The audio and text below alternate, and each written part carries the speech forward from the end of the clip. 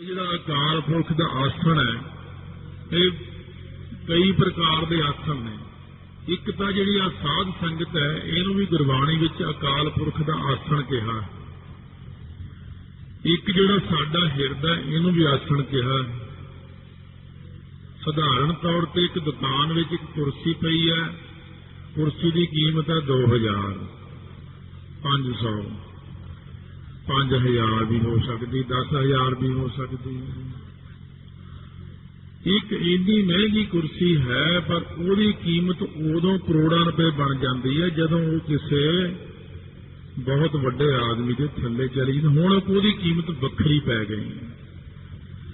ਕੁਰਸੀ ਦਾ ਮੁੱਲ ਤਾਂ 10,000 ਹੈ ਪਰ ਵੈਸੇ ਉਹ ਕੁਰਸੀ ਕਰੋੜਾਂ ਨੂੰ ਵੀ ਨਹੀਂ ਮਿਲਦੀ ਹੈ, ਕਿਉਂਕਿ ਉਹ ਹੁਣ ਜਾ ਕੇ ਜਦੋਂ ਕਿਸੇ ਟਿਕਾਣੇ ਤੇ ਲੱਗ ਜਾਂਦੀ। ਇਸੇ ਤਰ੍ਹਾਂ ਹੀ ਸਾਡੇ ਹਿਰਦੇ 'ਚ ਵਾਹਿਗੁਰੂ ਦਾ ਆਸਣ ਤਾਂ ਹੈ ਸਾਰਿਆਂ ਦੇ ਹੀ, ਪਰ ਹੁਣ ਮਹਾਰਾਜ ਕਹਿੰਦੇ ਆਸਣ ਲੋਏ। ਲੋਏ ਦਾ ਅਰਥ ਹੈ ਪ੍ਰਕਾਸ਼। ਜਿਸ ਹਿਰਦੇ ਰੂਪ ਆਸਣ ਦੇ ਉੱਤੇ ਵਾਹਿਗੁਰੂ ਦਾ ਪ੍ਰਕਾਸ਼ ਹੋ ਜਾਂਦਾ, ਉਹ ਆਸਣ ਦੀ ਹੁਣ ਕੀਮਤ ਪੈ ਜਾਂਦੀ। ਉਹ ਆਸਣ ਮਹਿੰਗਾ ਹੋ ਜਾਂਦਾ।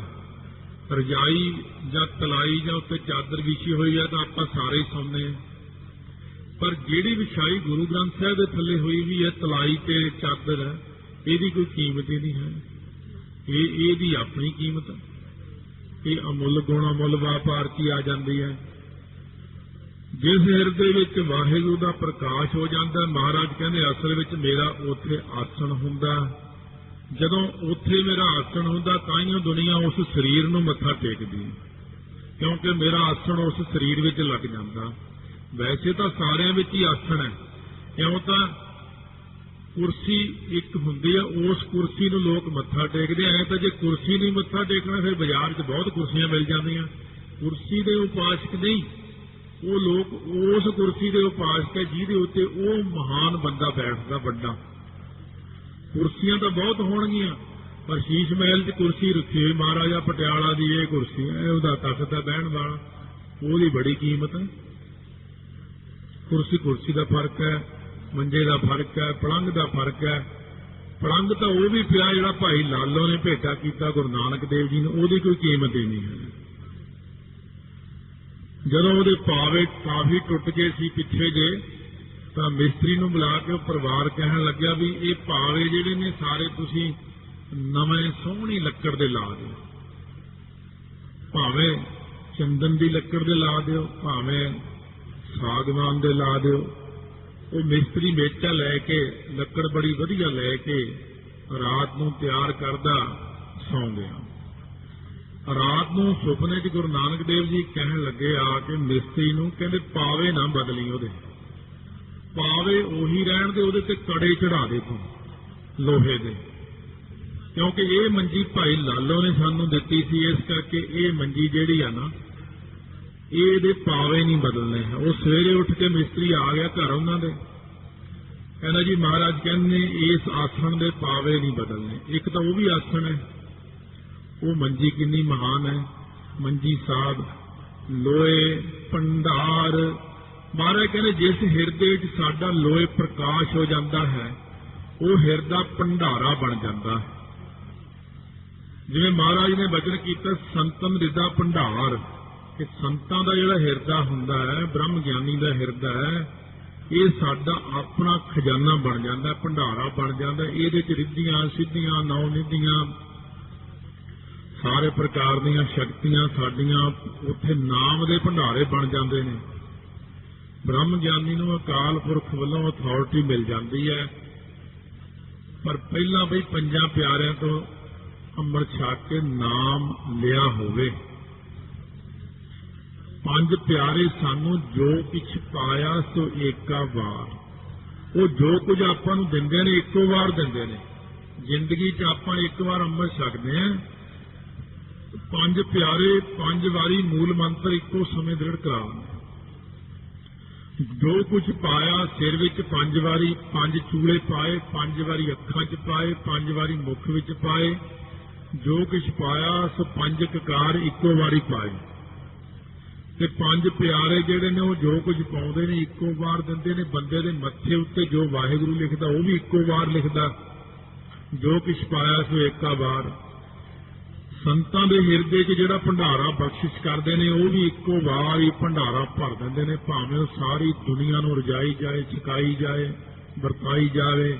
ਖਾਲ ਹੈ, ਖਰਚ ਹੈ, ਰਲ ਮਿਲ ਭਾਈ, ਟੋਟ ਨ ਆਵੈ ਵਧ ਦੋ ਜਾਈ। ਮਹਾਰਾਜ ਸੱਚੇ ਪਾਤਸ਼ਾਹ ਕਹਿੰਦੇ ਜਿਨ੍ਹਾਂ ਦੇ ਉੱਤੇ ਮੈਂ ਕਿਰਪਾ ਕਰਦਿਆਂ ਉਹਨਾਂ ਨੂੰ ਆਪਣੇ ਖਜ਼ਾਨੇ 'ਚ ਰਲਾ ਲੈਂਦਾ।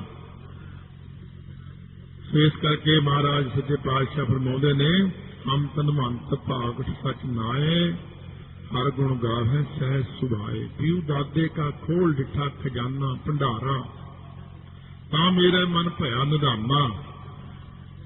ਰਤਨ ਲਾਲ ਜਾ ਕਾ ਕਛੂ ਨ ਮੋਲ, ਭਰੇ ਭੰਡਾਰ ਅਫੂਟ ਅਤੋਲ। ਖਾਵੈ ਖਰਚ ਹੈ ਰਲ ਮਿਲ ਭਾਈ, ਤੋੜ ਨਾ ਆਵੈ ਵਾਧੋ ਜਾਈ। ਕਹੋ ਨਾਨਕ ਜਿਸ ਮਸਤਕ ਲੇਖ ਲਿਖਾਏ, ਸੋਏਤ ਖਜ਼ਾਨੇ ਲਹਿਰ ਲਾਏ। ਉਹ ਇਸ ਭੰਡਾਰੇ 'ਚ ਉਹਨੂੰ ਰਲਾ ਲੈਂਦੇ ਨੇ ਸੱਚੇ ਪਾਤਸ਼ਾਹ। ਜੋ ਕਿਛ ਪਾਇਆ ਸੋ ਏਕਾ ਵਾਰ। ਗੁਰੂ ਗ੍ਰੰਥ ਸਾਹਿਬ ਦੇ ਵਿੱਚ ਜੋ ਕੁਝ ਲਿਖਣਾ ਸੀ, ਸਤਿਗੁਰੂ ਜੀ ਨੂੰ, ਗੁਰੂ ਅਰਜਨ ਦੇਵ ਜੀ ਨੇ ਭਾਈ ਗੁਰਦਾਸ ਜੀ ਨੂੰ ਲਾ ਕੇ ਜੋ ਲਿਖਣਾ ਸੀ ਸੋ ਇੱਕੋ ਵਾਰ ਹੀ ਲਿਖ ਦਿੱਤਾ। ਇਹ ਵੀ ਖਜ਼ਾਨਾ ਉਸੇ ਤਰ੍ਹਾਂ ਹੀ ਪਾਇਆ ਹੋਇਆ। ਸ੍ਰੀ ਹਰਿਮੰਦਰ ਸਾਹਿਬ ਦੇ ਸਰੋਵਰ ਜਿਹੜਾ ਜਲ ਪਾਉਣਾ ਸੀ ਉਹ ਵੀ ਇੱਕੋ ਵਾਰ ਹੀ ਪਾਤਾ ਮਹਾਰਾਜ ਨੇ, ਕਿਉਂਕਿ ਪਰਮੇਸ਼ਰ ਜਿਹੜਾ ਕੰਮ ਕਰਦਾ ਇੱਕੋ ਵਾਰ ਹੀ ਕਰਦਾ। ਜੇ ਉਹਨੇ ਸ੍ਰਿਸ਼ਟੀ ਬਣਾਈ ਤਾਂ ਇੱਕੋ ਵਾਰ ਹੀ ਬਣਾਤਾ, ਬਾਰ-ਬਾਰ ਨਹੀਂ ਕਿ ਇੱਥੇ ਆ ਜੀ ਇੱਥੇ ਕਮੀ ਰਹਿ ਗਈ ਜੀ, ਇੱਥੇ ਸਮੁੰਦਰ ਨਹੀਂ ਸੀ ਬਣਾਇਆ ਸੀ, ਇੱਥੇ ਪਹਾੜ ਬਣਾਉਣਾ ਚਾਹੀਦਾ ਸੀ। ਕਹਿੰਦੇ ਮੈਂ ਜੋ ਬਣਾਉਣਾ ਸੀ ਇੱਕੋ ਵਾਰ ਬਣਾਤਾ। ਜੋ ਕੋਈ ਤੁਹਾਡੇ ਮਸਤਕ ਤੇ ਲਿਖਣਾ ਇੱਕੋ ਵਾਰ ਲਿਖ ਦਿੱਤਾ। ਜੋ ਕੁਛ ਪਾਇਆ ਸੋ ਏਕਾ ਵਾਰ। ਗੁਰਮੁਖਾਂ ਪਿਆਰਿਆਂ ਨੇ ਹਿਰਦੇ ਵਿੱਚ ਜੋ ਕੁਝ ਪਾਉਣਾ ਸੀ ਇੱਕੋ ਵਾਰ ਪਾ ਦਿੱਤਾ ਹੈ। ਮਹਾਰਾਜ ਇਹ ਗੁਰਮੁਖ ਪਿਆਰੇ ਬਣਦੇ ਕਿਵੇਂ ਨੇ, ਉਹਨੂੰ ਦੇਖਦੇ ਕਿਵੇਂ ਨੇ, ਪ੍ਰਕਾਸ਼ ਕਿਵੇਂ ਹੁੰਦਾ, ਭੰਡਾਰਾ ਕਿਵੇਂ ਬਣਦਾ, ਇਹਨਾਂ ਦੇ ਹਿਰਦੇ 'ਚ ਆਸਣ ਕਿਵੇਂ ਲੱਗ ਜਾਂਦਾ। ਅਕਾਲ ਪੁਰਖ ਦਾ ਆਸਣ ਤਾਂ ਸਾਡੇ ਅੰਦਰ ਵੀ ਹੈ, ਪਰ ਸਾਡੇ ਅੰਦਰ ਪ੍ਰਕਾਸ਼ਮਾਨ ਨਹੀਂ ਹੈ ਆਸਣ। ਸਾਡੇ ਅੰਦਰ ਤਾਂ ਖਾਲੀ ਖਾਲੀ ਹੈ, ਦਿਖਦਾ ਨਹੀਂ ਹੈ। ਮਹਾਰਾਜ ਕਹਿੰਦੇ ਗੁਰਮੁਖਾਂ ਨੇ ਦੇਖਿਆ ਉਹਨੂੰ, ਕਰ ਕਰ ਵੇਖੈ ਸਿਰਜਣਹਾਰ। ਗੁਰਮੁਖ ਕਰਦੇ ਨੇ ਪਹਿਲਾਂ ਸ਼ਰਵਣ, ਫਿਰ ਕਰਦੇ ਨੇ ਮੰਨਣ, ਫਿਰ ਕਰਦੇ ਨੇ ਨਿਧਿਆਸਣ ਕਮਾਈ, ਫਿਰ ਵੇਖੈ ਸਿਰਜਣਹਾਰ। ਫਿਰ ਉਹ ਸਿਰਜਣਹਾਰ ਅਕਾਲ ਪੁਰਖ ਨੂੰ ਵੇਖ ਲੈਂਦੇ ਨੇ। ਜਦ ਕੋਈ ਬੰਦਾ ਕਮਾਈ ਕਰੇਗਾ, ਕੋਈ ਅਭਿਆਸ ਕਰੇਗਾ, ਕੋਈ ਮਿਹਨਤ ਕਰੇਗਾ, ਇਸ਼ਨਾਨ ਕਰੇਗਾ, ਦਾਨ ਕਰੇਗਾ, ਜਿਹੜਾ ਐਸਾ ਕਰਮ ਕਰੇਗਾ ਨਾ, ਉਹ ਵਾਹਿਗੁਰੂ ਅਕਾਲ ਪੁਰਖ ਨੂੰ ਆਪਣੀ ਨਿਗਾਹ ਨਾਲ ਐਸੇ ਬ੍ਰਹਮ ਗਿਆਨੀ ਦੇਖ ਲੈਂਦੇ ਨੇ। ਤੁਸੀਂ ਵੀ ਕਰੋ, ਕਰ ਕਰ ਵੇਖਿਆ ਸਿਰਜਣਹਾਰ, ਕਰ ਕਰਕੇ ਤੁਸੀਂ ਵੀ ਸਿਰਜਣਹਾਰ ਦੇ ਦਰਸ਼ਨ ਕਰ ਲਓ, ਅਭਿਆਸ ਕਰ ਲਓ। ਮਹਾਰਾਜ ਜਦੋਂ ਬ੍ਰਹਮ ਗਿਆਨ ਹੋ ਜਾਂਦਾ ਹੈ ਕਿ ਫਿਰ ਉਹ ਚੁੱਪ ਕਰਕੇ ਬੈਠ ਜਾਂਦੇ ਨੇ, ਫਿਰ ਕੋਈ ਕਾਰ ਨਹੀਂ ਕਰਦੇ। ਨਾਨਕ ਸੱਚੇ ਕੀ ਸਾਚੀ ਕਾਰ। ਕਹਿੰਦੇ ਉਹ ਸੱਚੇ ਅਕਾਲ ਪੁਰਖ ਦੀ ਸੱਚੀ ਕਾਰ ਨੂੰ ਤਾਂ ਹਮੇਸ਼ਾ ਕਰਦੇ ਹੀ ਰਹਿੰਦੇ ਨੇ, ਉਹ ਕਦੇ ਨਾਮ ਨੂੰ ਵਿਸਾਰਦੇ ਨਹੀਂ। ਗੁਰੂ ਨਾਨਕ ਦੇਵ ਜੀ ਕਹਿੰਦੇ ਅਸੀਂ ਵੀ ਸੱਚੇ ਅਕਾਲ ਪੁਰਖ ਦੀ ਸੱਚੀ ਕਾਰ ਨੂੰ ਕਰਦੇ ਹਾਂ, ਅਸੀਂ ਵੀ ਨਾਮ ਜਪਦੇ ਹਾਂ। ਬ੍ਰਹਮ ਗਿਆਨੀ ਆਪ ਵੀ ਨਾਮ ਜਪਦੇ ਨੇ, ਸੰਗਤ ਨੂੰ ਵੀ ਨਾਮ ਜਪਾਉਂਦੇ ਨੇ, ਕਿਉਂਕਿ ਹੋਰ ਕਾਰ ਵੇਕਾਰ ਹੈ, ਇੱਕ ਸੱਚੀ ਕਾਰ ਹੈ, ਲਾਇਆ ਬਿਨ ਨਾਵੇ ਹੋਰ ਨਾ ਭਾਇਆ। ਇਹ ਸੱਚੇ ਅਕਾਲ ਪੁਰਖ ਦੀ ਸੱਚੀ ਕਾਰ ਸਾਨੂੰ ਕਰਨੀ ਚਾਹੀਦੀ ਹੈ ਹਮੇਸ਼ਾ ਵਾਸਤੇ। ਜਿਹੜੀ ਕਾਰ ਮਨੁੱਖ ਨੂੰ ਦਿੱਤੀ ਹੈ ਕਿ ਮਹਾਰਾਜ ਜਿਵੇਂ ਕਹਿੰਦੇ ਨੇ, ਅਵਰ ਕਾਜ ਤੇਰਾ ਕਿਤਾ ਨਾ ਕਾਮ ਮਿਲ, ਸਾਧ ਸੰਗਤ ਭਜ ਕੇਵਲ ਨਾਮ, ਸਰੰਜਾਮ ਲਾਗ ਭਵਜਲ ਤਰਨ ਕੈ, ਜਨਮ ਬਿਰਥਾ ਜਾਤ ਰੰਗ ਮਾਇਆ ਕੈ।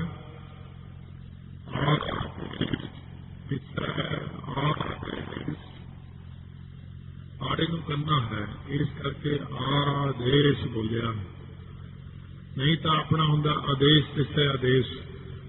ਕਿਉਂਕਿ ਜ਼ਿਆਦਾ ਇੰਪੋਰਟੈਂਸ ਦਿੱਤੀ ਨਹੀਂ ਇਸ ਗੱਲ ਨੂੰ, ਬਈ ਹੋਰ ਕਿਸੇ ਗੱਲ ਨੂੰ ਬੜਾ ਧਿਆਨ ਨਾਲ ਦੇਖਦੇ ਹਾਂ ਵੀ ਸਪੈਲਿੰਗ ਦੇ ਵਿੱਚ ਮਿਸਟੇਕ ਨਾ ਹੋ ਜਾਵੇ ਕੋਈ ਕਿਸੇ ਥਾਂ ਤੇ, ਨਹੀਂ ਤਾਂ ਲੋਕ ਮੈਨੂੰ ਮਖੌਲ ਕਰਨਗੇ, ਮੇਰੇ ਕੰਮ ਨਹੀਂ ਬਣਨਾ, ਮੇਰੇ ਨੰਬਰ ਕੱਟੇ ਜਾਣਗੇ।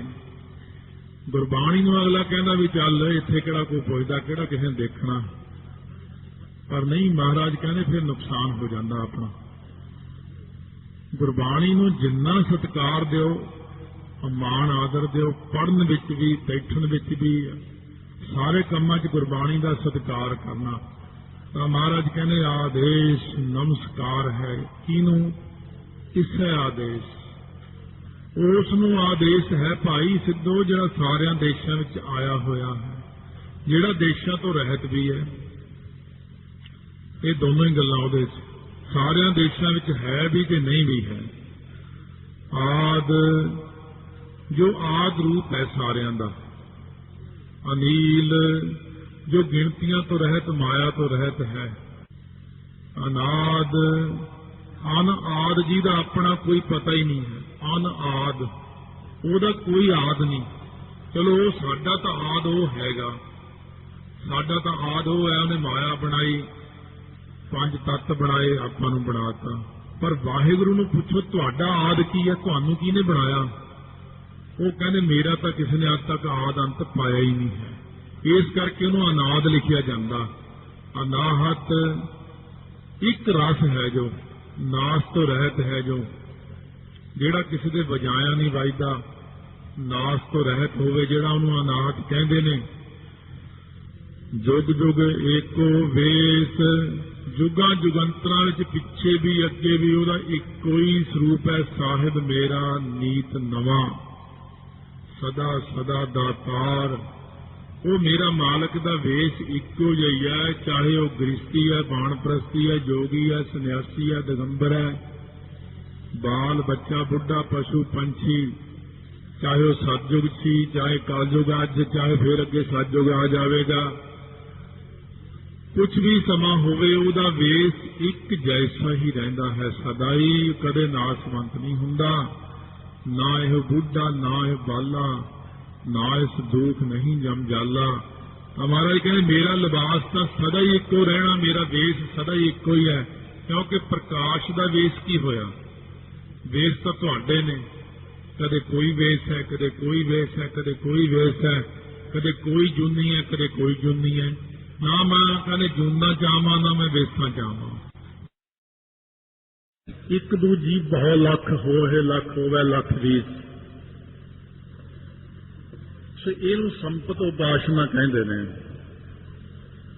ਸੰਪਤ ਉਪਾਸ਼ਨਾ ਜਿਹੜੀ ਹੁੰਦੀ ਹੈ, ਇਹ ਸਾਖੀ ਨਾਲ ਸਮਝ ਪੈਣਾ। ਸੰਪਤ ਉਪਾਸ਼ਨਾ, ਇਹ ਸੰਪਤ ਉਪਾਸ਼ਨਾ ਅਸਲ ਵਿੱਚ ਤੁਰੀਆ ਅਵਸਥਾ ਦੀਆਂ ਹੀ 7 ਭੂਮਿਕਾ ਹਨ।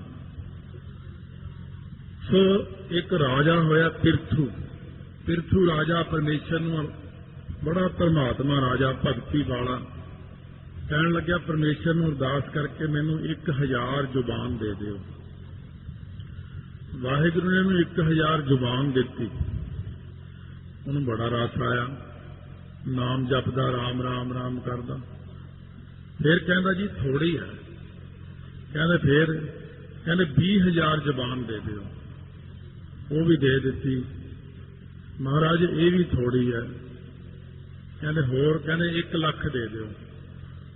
ਫਿਰ ਕਹਿੰਦਾ ਮੈਨੂੰ 1 ਕਰੋੜ ਜ਼ੁਬਾਨ ਦੇ ਦਿਓ। ਪਰਮੇਸ਼ਰ ਨੇ ਉਹਦੇ 16 ਨੀਲ ਰੋਮ ਆਪਣੇ ਸਰੀਰ ਤੇ ਨੇ, ਕੁੱਲ ਗਿਣਤੀ ਮਿਲਾ ਕੇ ਸਾਰੀ 16 ਨੀਲ ਬਣਦੀ ਹੈ। ਅਰਬ ਖਰਬ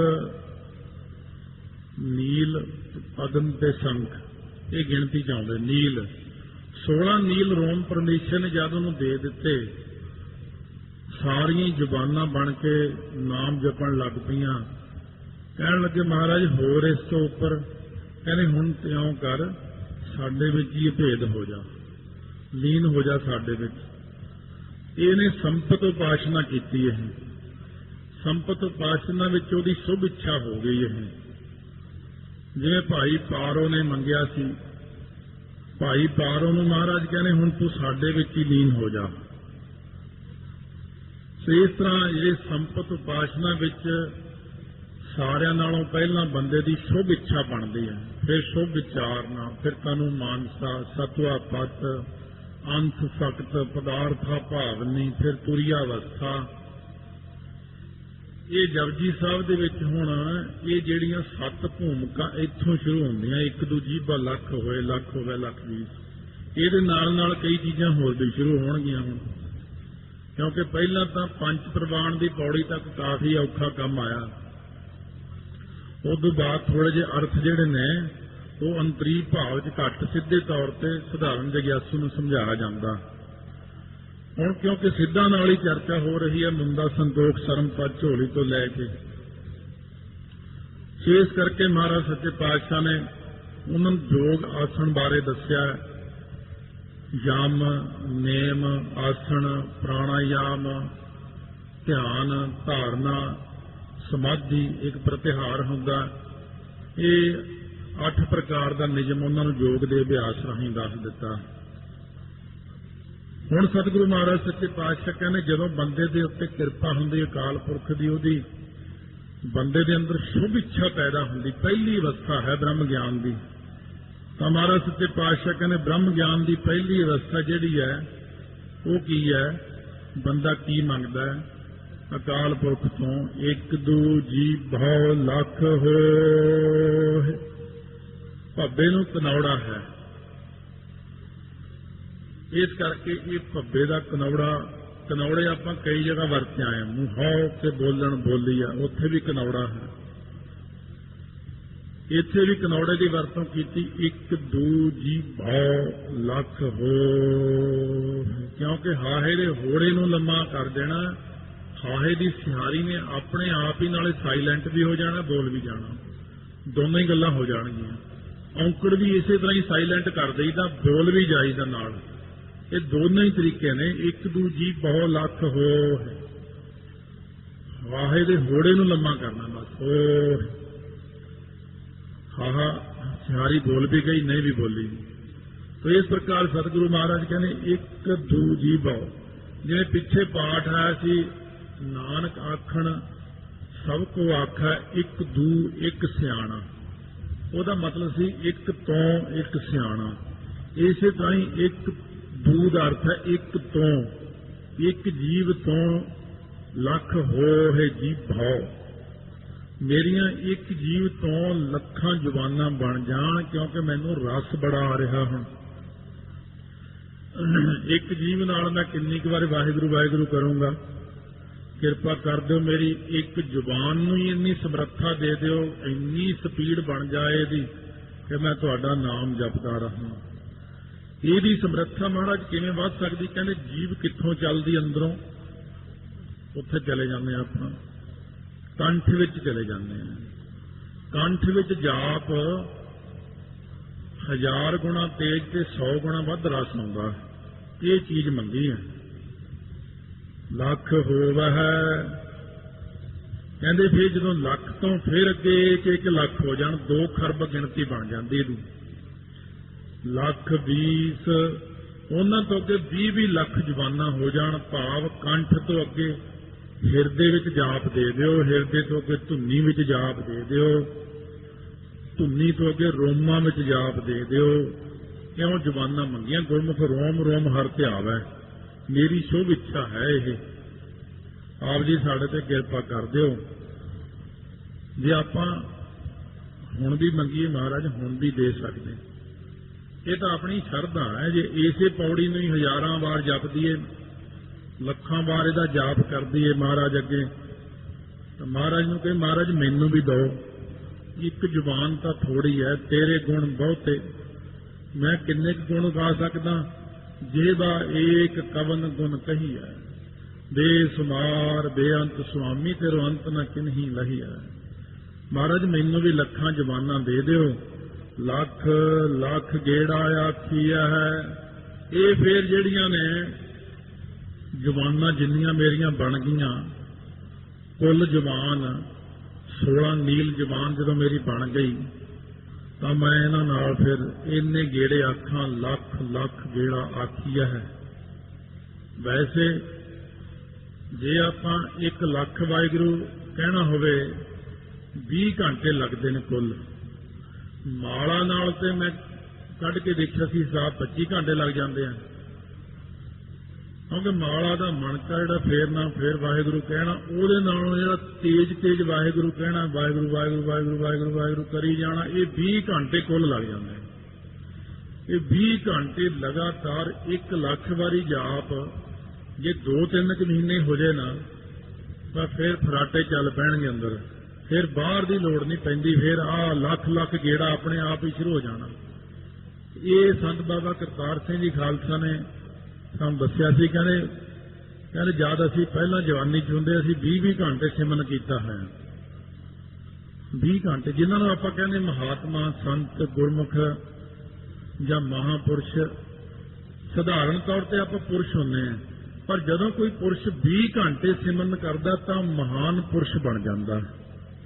उदों मत्था टेकण योग हो जाण, धन है गुरमुखा तू धन है। इन्नी बाणी पढ़दे हो तुसीं। इस करके महाराज कहने वाहिगुरु अगे बेनती करिए कि लख लख गेड़ा आखिया है, एक नाम जगदीश जगत दे ईश्वर मालक अकाल पुरख दे एक नाम नूं असीं इन्नी वार जपीए कि वाहिगुरु दे विच ही लीन हो जाइए। एक राह पत पवड़िया, इस रस्ते दे उत्ते जिहड़ियां पत दे अर्थ 2-3 लाउंदे ने। पत तो भाव पति जो अकाल पुरख वाहिगुरु है। ये पत इज्जत वाला प्रतिष्ठा वाला जिहड़ा रस्ता है, ये जिहड़ा रस्ता अकाल पुरख की प्राप्ति वाला, जिहड़ियां इहदियां पौड़ियां ने, संत का मार्ग धर्म की पौड़ी को वड भागी पाए, इहदियां जिहड़ियां पौड़ियां ने, बैखरी मधमा पसंती परा बाणी, ये इहदियां पौड़ियां ने। चढ़िया होए 21, इत्थे 21 का वाचक नहीं है, 21 भाई गुरदास ने इहनूं 21 के अर्थ नूं खोलिया, कहते तुरिया अवस्था। जिहड़ा बंदा इस रस्ते उत्ते चलदा है, रोम रोम सिमरन करन लग जांदा है, वो इस दे विच चढ़िया तो भाव होर उपर दीयां अवस्था। जदों भाई पारो ने पुछया सी कि महाराज रोम रोम सिमरन तो अगे की है, महाराज कहने फिर भाई बाहरों भी सुनन लग जांदा, पशु पंछी भी जिहड़े बोलते नजर आउंदे ने, सिमरन करते हैं, आकाश पताल भी। कहने महाराज वो अवस्था तो मेरी बन गई हुण। महाराज जी इस तो अगे की अवस्था हुंदी है? कहंदे हुण तां फिर चढ़िया होए 21, आ जा हुण साडे विच लीन हो जा, एक रूप हो जाइए आपां। द्वैत एक रूप होए गए, उहदी अवस्था आ जांदी इत्थे हुण। 21 का अर्थ है चढ़िया होए 21, इक्को ही रूप हो जावांगे हुण आपां। भाई पारो ने जाके इशनान करके जपजी साहब का पाठ पढ़िया ते शरीर त्याग के गुरु अमरदास महाराज दे विच लीन हो गए। कहते सी चौथे पातशाह के रूप में आपां इकट्ठे आउणा है।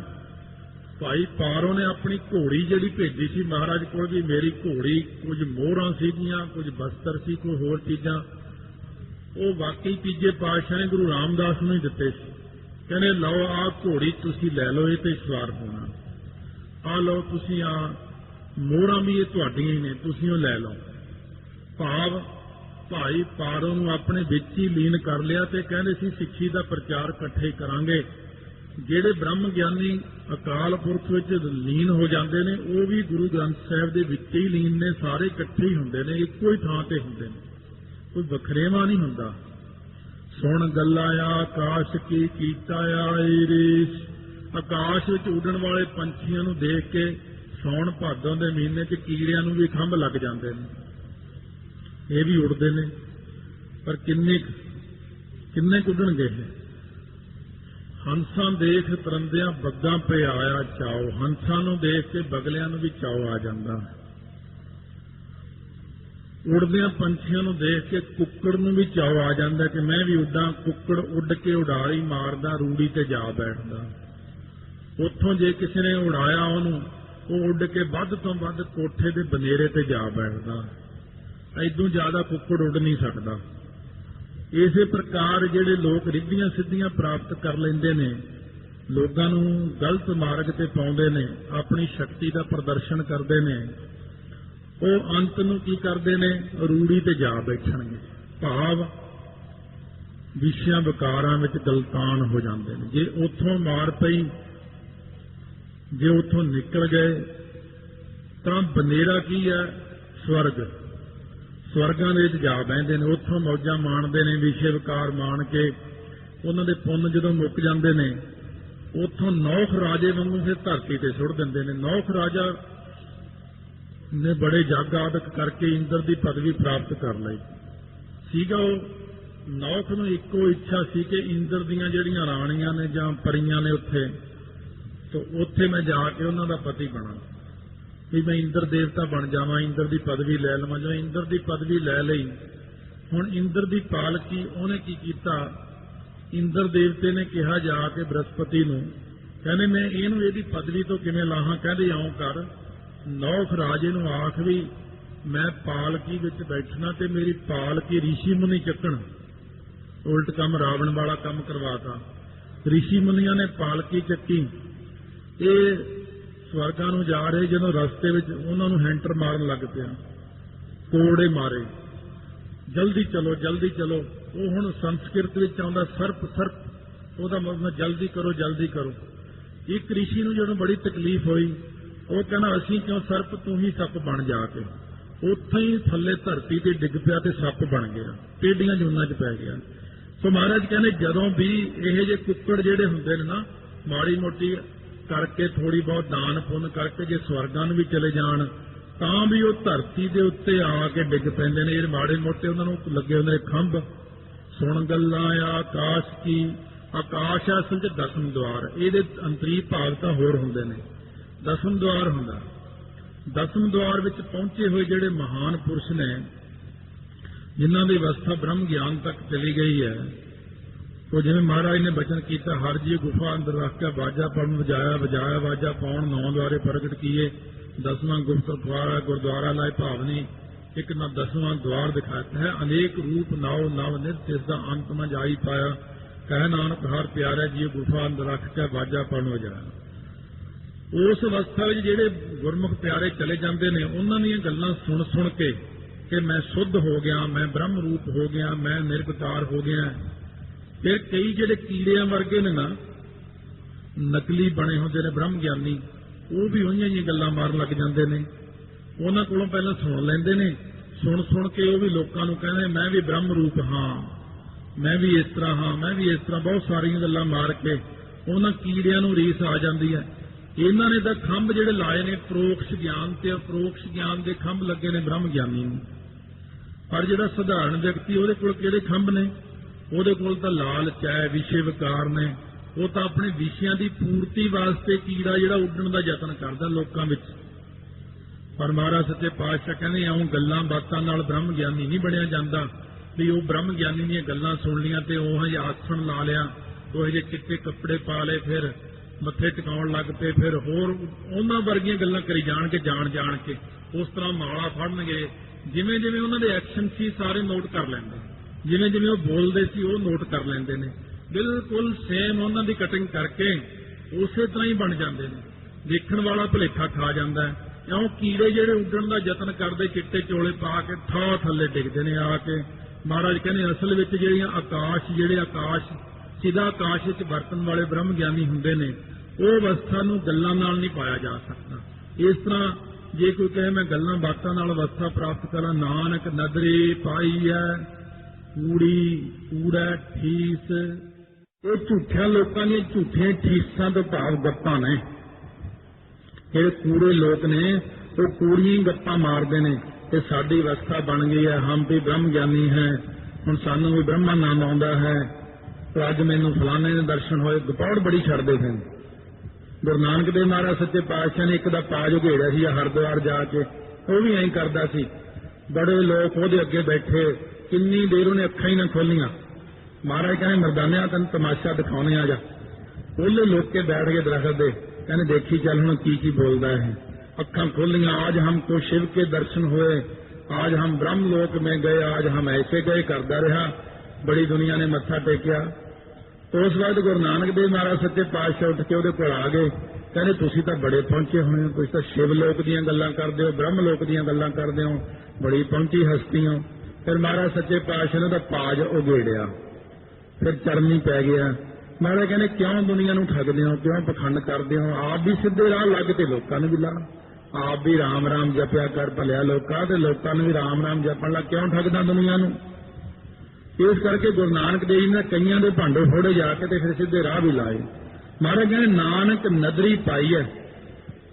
ਇਹ ਤਾਂ ਨਦਰ ਹੋ ਜੇ ਅਕਾਲ ਪੁਰਖ ਦੀ ਤਾਂ ਇਹੋ ਜਿਹੀ ਅਵਸਥਾ ਮਿਲਦੀ ਹੈ। 16 ਨੀਲ ਰੋਮ ਵਾਹਿਗੁਰੂ ਵਾਹਿਗੁਰੂ ਤਾਂ ਕਹਿੰਦੇ ਨੇ ਜੇ ਉਹਦੀ ਕਿਰਪਾ ਹੋ ਜੇ। ਝੂਠਿਆਂ ਲੋਕਾਂ ਦੀਆਂ ਤਾਂ ਝੂਠੀਆਂ ਗੱਲਾਂ ਝੂਠੀਆਂ ਗੱਪਾਂ ਨੇ, ਉਹਨਾਂ ਦੇ ਮਗਰ ਨਾ ਲੱਗੋ। ਕਿਸੇ ਮਗਰ ਲੱਗਣ ਦੀ ਲੋੜ ਨਹੀਂ। ਕਲਯੁਗ ਦੇ ਵਿੱਚ ਸਿਵਾਏ ਗੁਰੂ ਗ੍ਰੰਥ ਸਾਹਿਬ ਦੇ ਕੋਈ ਹੋਰ ਇਹਨਾਂ ਤੋਂ ਉੱਤੇ ਨਹੀਂ। ਬਸ ਜਿਨ੍ਹਾਂ ਨੇ ਗੁਰੂ ਗ੍ਰੰਥ ਸਾਹਿਬ ਦੇ ਉੱਤੇ ਯਕੀਨ ਕਰ ਲਿਆ, ਇਹਨਾਂ ਨੂੰ ਨਿਰੰਕਾਰ ਰੂਪ ਜਾਣ ਕੇ ਮੱਥਾ ਟੇਕ ਲਿਆ। ਗੁਰੂ ਗ੍ਰੰਥ ਸਾਹਿਬ ਦੀ ਇੱਕ ਇੱਕ ਪੰਕਤੀ ਸਾਨੂੰ ਰਸਤਾ ਵਿਖਾਉਂਦੀ ਹੈ, ਗੁਰਮਤਿ ਦਾ ਮਾਰਗ ਦੱਸਦੀ। ਬਸ ਇਸੇ ਤੋਂ ਉੱਤੇ ਹੋਰ ਕੁਝ ਨਹੀਂ ਆਪਣੇ ਪਾਸ। ਸਭ ਕੁਝ ਜੋ ਕੁਝ ਹੈ ਸੋ ਵਾਹਿਗੁਰੂ ਮੰਤਰ ਵਿੱਚ ਹੀ ਹੈ, ਜੋ ਕੁਝ ਹੈ ਸੋ ਮੂਲ ਮੰਤਰ ਵਿੱਚ ਹੈ। ਤਾਂ ਕਮਾਈ ਦੀ ਲੋੜ ਹੈ, ਬਸ ਆਪਣਾ ਅਭਿਆਸ ਨਹੀਂ ਹੈ। ਜੇ ਆਪਣੀ ਕਿਤੇ ਇਹੋ ਜਿਹੀ ਸ਼ੁਭ ਇੱਛਾ ਬਣ ਜੇ ਕਿ ਮਹਾਰਾਜ ਮੇਰੀਆਂ ਵੀ ਇੱਕ ਜ਼ੁਬਾਨ ਤੋਂ ਬਣਾ ਦਿਓ, ਲੱਖਾਂ ਕਰੋੜਾਂ ਅਰਬਾਂ ਖਰਬਾਂ ਜ਼ੁਬਾਨਾਂ ਬਣਾ ਦਿਓ, ਤਾਂ ਮੈਂ ਵੀ ਆਪ ਦੇ ਨਾਮ ਜਪ ਕੇ ਆਨੰਦ ਪ੍ਰਾਪਤ ਕਰ ਸਕਾਂ। ਆਪਾਂ ਵੀ ਬੇਨਤੀ ਕਰੀਏ ਕਿ ਮਹਾਰਾਜ ਸਾਡਾ ਵੀ ਰੋਮ ਰੋਮ ਤੁਹਾਡਾ ਨਾਮ ਜਪੇ। ਵਾਹਿਗੁਰੂ ਵਾਹਿਗੁਰੂ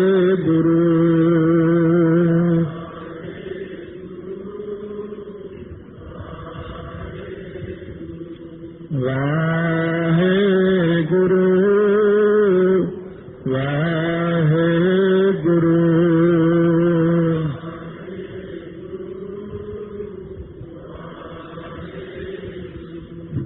ਸਤਿਗੁਰੂ ਕਹਿੰਦੇ ਨਾਨਕ ਨਦਰੀ ਪਾਈ ਆ ਕੂੜੀ ਕੂੜਾ ਠੀਸ। ਝੂਠੇ ਲੋਕਾਂ ਦੀਆਂ ਝੂਠੀਆਂ ਗੱਪਾਂ ਤੇ ਜਿਹੜੇ ਲੋਕ ਐਵੇਂ ਰੀਸਾਂ ਕਰਦੇ ਫਿਰਦੇ। ਭਗਤ ਕਬੀਰ ਜੀ ਦੀ ਰੀਸ ਕਰ ਲਈ ਜੱਟ, ਕਹਿਣ ਲੱਗਿਆ ਬਈ ਮੈਂ ਵੀ ਕਬੀਰ ਬਣ ਜਾਂਦਾ, ਦੇਖਾਂ ਕੀ ਕੀ ਕਰਦਾ, ਉਹੋ ਜਿਹਾ ਕੁਝ ਮੈਂ ਕਰ ਲਵਾਂਗਾ।